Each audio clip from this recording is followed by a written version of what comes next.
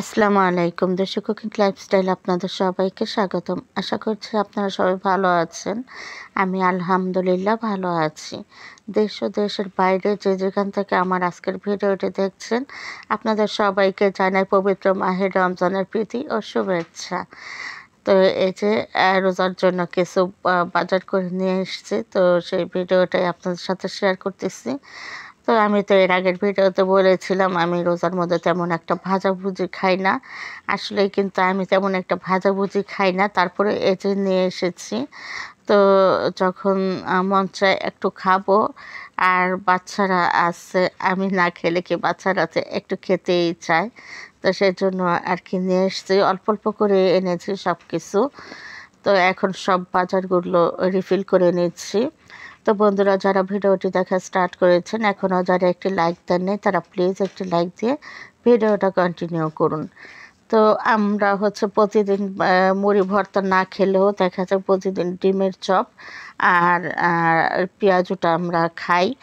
এটা হচ্ছে মাস্ট, এটা আর কি মিস দেওয়া যায় না। তো ডিমের চপটা কিন্তু ভাজাভুজির মধ্যে ধরলেও চলে না, এটা একটা প্রোটিন জাতীয় খাবার। তো আমাদের যাতে প্রোটিন ঘাটতিটা না হয় সেজন্য আমরা ডিমের চপটা খেতেই পারি, তাই না?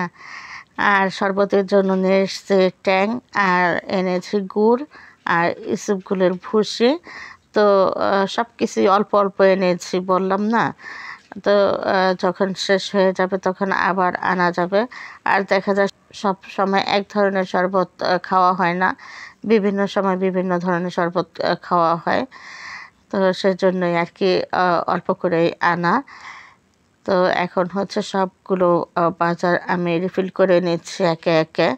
তো এখানে ডাবলি এনেছি, ছোলা বুট এনেছি, বেসন, তারপর হচ্ছে খেসারির ডাল, ডিম, গুড়, আর হচ্ছে ট্যাং, এসবগুলো ভুসি। আর এই যে 5 লিটারের একটা তেল এনেছি। তো 5 লিটারের তেল তো একদম বাজার থেকে হারিয়ে গিয়েছিল, আবার মাইকিং করে খুঁজে খুঁজে বের করে নিয়ে এসেছি। তো মজা করলাম অনেক, মানে 3-4 দিন পর্যন্ত খুঁজতে খুঁজতে তারপরে এই যে পেয়েছি। তো পেয়ে তো নিয়ে আসলাম। আর দেখুন আমি এদিকে বাজারগুলো রিফিল করছি, আর আমার বিড়াল সোনার সম্মানে এদিক থেকে ওদিক, ওদিক থেকে এদিক দৌড়াদৌড়ি করতেছে। মানে ওর একদম, মানে আমাদের হচ্ছে রোজা শুরু হয়েছে, আর ওর জন্য মনে হয় যেন চাঁদ রাত শুরু হয়েছে, এরকম একটা অবস্থা। তো এই যে সব কিছু রিফিল করে নিলাম। এরপরে হচ্ছে আমি রান্না বান্না করে নিয়েছি। আজকে হচ্ছে সিম্পলি কিছু রান্না বান্না করব।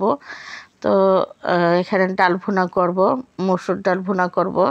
তো ডালটা প্রথমে বসিয়ে দিচ্ছি। আজ মসুর ডাল ভুনা করব, আলু ভর্তা করব, আর হচ্ছে একটু কালো জিরা ভর্তা করব। মাংস তরকারি আছে, শুক্রবার যে মাংসটা রান্না করেছিলাম সেই মাংস তরকারি আছে। তো ওইগুলোতে আমাদের দুপুরের খাওয়া, তারপর হচ্ছে সেহেরি হয়ে যাবে।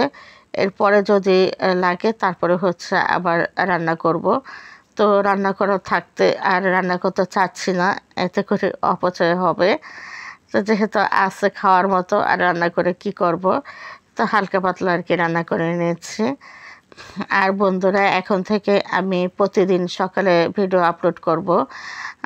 এখন তো যেহেতু রোজা চলে এসছে, রোজার মধ্যে তো অনেক ব্যস্ত থাকা হয়, আল্লাহর ইবাদতে ব্যস্ত থাকা হয়, তারপর হচ্ছে সংসারের কাজটাও কিন্তু বেড়ে যায়। তো ইফতারের পরে কিন্তু আর ভিডিও দেখা সম্ভব হয় না। তারপর হচ্ছে ইফতারের পরে একটু রেস্ট নেওয়া যায়, তখন একটু ভিডিও দেখা যায়। তো এরপরে কিন্তু আবার এশারের নামাজ পড়তে হয়, তারাবি পড়তে হয়। তো এইভাবে করে কিন্তু আর ভিডিওগুলো তেমনভাবে দেখা হয় না। তো সেজন্য চিন্তা করেছি এখন থেকে প্রতিদিন সকাল 11টা বাজে আমি ভিডিও আপলোড দিব, এই রোজার 1 মাস। তারপরে দেখা যায় যখন রোজা শেষ হয়ে যাবে, ঈদ শেষ হওয়ার পরে আবার শিডিউল মেনটেন করে ভিডিওগুলো আর কি দিব।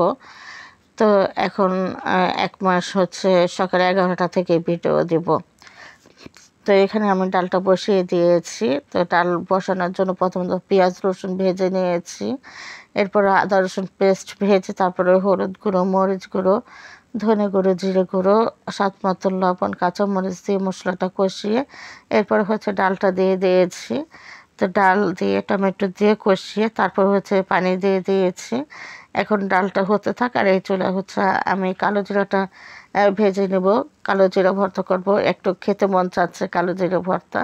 আর কালো জিরা ভর্তাটা তা আমাদের স্বাস্থ্যের জন্য খুবই উপকারী। যে কোনো ধরনের শরীরের ব্যথা কিন্তু কমে এই কালো জিরা খেলে। আর হচ্ছে কালো জিরা কিন্তু আরও একটা উপকার আছে। কালো জিরা মানে প্রচুর মানে অনেক বেশি রসুন দিয়ে ভর্তা করলে না আপনার বয়স হয়ে যায়, শরীরের স্কিনটা অনেক লুজ থাকে।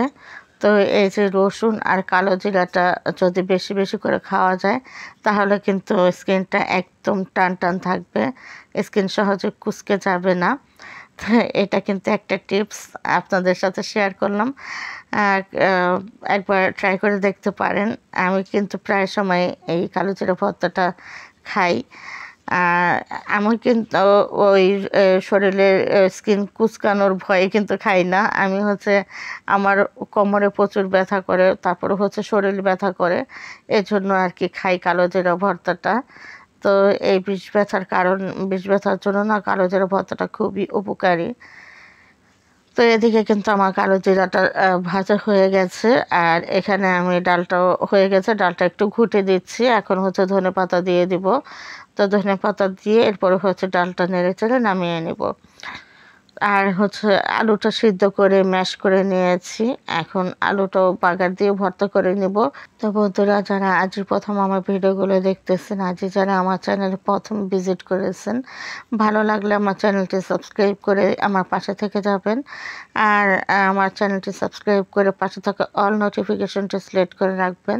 তাহলে যখনই নতুন ভিডিও আপলোড করব সঙ্গে সঙ্গে নোটিফিকেশন আপনাদের কাছে চলে যাবে। তখন আপনারা আপনাদের সুযোগ সুবিধা মতো ভিডিওগুলো দেখে নিতে পারবেন। আর অলরেডি যারা আমার চ্যানেলটি সাবস্ক্রাইব করে দিয়েছেন তাদের সবাইকে জানাই অসংখ্য ধন্যবাদ। তো এই যে ডিম আলু ভর্তা করার জন্য প্রথমত পেঁয়াজ আর কাঁচামরিচটা ভেজে নিয়েছি। এরপরে একটা ডিম ভেঙে দিয়ে দিলাম। ডিমটা ভেজে নেওয়ার পরে দিয়ে দিলাম লবণ। তো এরপরে হচ্ছে আলু দিয়ে দিব। আর আলুর সাথে কিন্তু আমি একটা বোম্বাই মরিচ কেটে নিয়েছি। আর হচ্ছে ধনেপাতা দিয়ে দেবো এখানে। তো এভাবে আলুটা ভর্তা করলে না খেতে ভীষণ ভালো লাগে। আর এটা হচ্ছে নষ্ট হয়ে যাওয়ার সম্ভাবনা নাই। অনেক সময় দেখা যায় কাঁচা পেঁয়াজের ভর্তাটা গরমে নষ্ট হয়ে যায়। আর এই ভর্তাটা কিন্তু আর নষ্ট হবে না। এটা ফ্রিজ ছাড়াও কিন্তু রাখা যায়, নষ্ট হয় না। তো আমি খুব ভালোভাবে নেড়েচেড়ে ভর্তাটা করে নিচ্ছি। তো এই যে আমার রান্না বান্না শেষ। আর এই যে বললাম না শুক্রবার মাংস রান্না করেছিলাম, তো সেই মাংসটা ছিল অনেকটা। এই যে দেখুন মাংসটা কতটা মাংস আছে। তো এই জন্য আর কোনো মাংস রান্না করলাম না, আর শুধু আলু ভর্তার ডাল আর কালো জিরাটা ভর্তা করলাম আজকে। তো এখন মাংসটা গরম করে নিয়েছি, খাওয়া দাওয়া করব। তো দুপুরের খাওয়া তো মানে শেষ। আর হচ্ছে 1 মাস দুপুরে খাওয়া হবে না। আবার যদি আল্লাহ রিজিকে রাখে আর হায়াতে বেঁচে থাকে তাহলে হচ্ছে একদম ঈদের দিন খাবো আর দুপুরের খাবার ইনশাআল্লাহ। তো এই যে এরপরে হচ্ছে আমি রান্না বান্নার শেষে আদা রসুন কেটে নিয়েছি। দেখুন কতটা আদা রসুন কেটে নিয়েছি। এই আদা রসুনগুলো আমি ব্লেন্ডার করব। তো আজ হচ্ছে সময় পাই নাই, সেজন্য করতে পারি নাই। দেখি কালকে করে নেব। তো বন্ধুরা, আজকের মতো এ পর্যন্তই। সবাই ভালো থাকবেন, সুস্থ থাকবেন, অবশ্যই নিরাপদে থাকবেন। আল্লাহ হাফেজ।